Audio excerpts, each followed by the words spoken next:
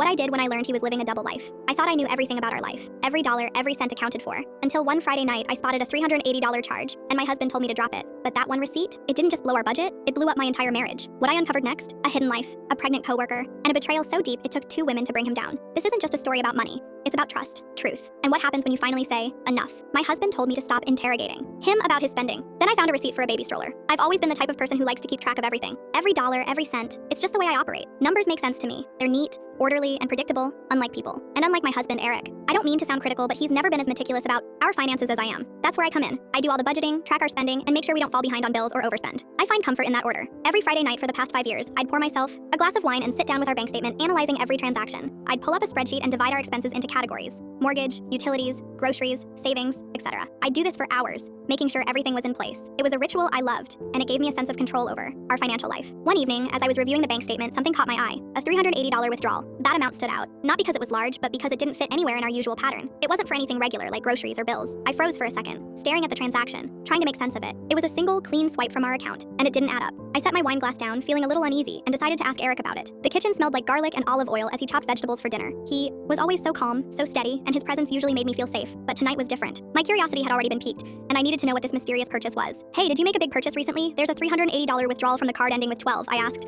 trying to keep my voice casual. Eric paused, the knife hovering over the cutting board for a second before continuing to chop the vegetables. Probably just gas and groceries. Why? I frowned. It was one transaction, not multiple small ones. Maybe I filled up the tank and grabbed some stuff at the store the same day, he replied, his tone still light, but there was a subtle tension in his voice. I was still puzzled. It's from a place I don't recognize, I added. The moment I said that, the rhythm of his chopping stopped completely. The atmosphere in the room shifted. I noticed his shoulders tense under his t-shirt, and suddenly, the comfortable kitchen setting felt cold. Why are you interrogating me like I'm on trial, Luna? His voice was sharp, almost angry. I took a step back, feeling the sting of his words. I'm not interrogating you, I'm just asking about our shared account, like I always do. His eyes met mine for the first time, and there was something in his gaze that unsettled me. He slammed the knife down on the counter, the sound of metal hitting wood echoing through the kitchen. You're always so paranoid. Just because you're the budget person doesn't mean I need to report every little thing I do. His words stung. In all the years we'd been together, I had never heard him talk to me like this. It was strange, almost unrecognizable. There was something different about his tone, something I couldn't quite place. Since when is asking about a $380 expense being paranoid? I asked, my voice quiet but firm. Eric didn't respond. He swept the chopped onions into the sizzling pan, his back turned to me. The sizzling sound filled the silence, but I couldn't shake the feeling that something wasn't right. Just drop it, okay? He muttered, avoiding my gaze. I stood there, frozen, the weight of his words sinking in. This wasn't just about a small transaction. There was something more to it, and I couldn't shake the feeling that he was hiding something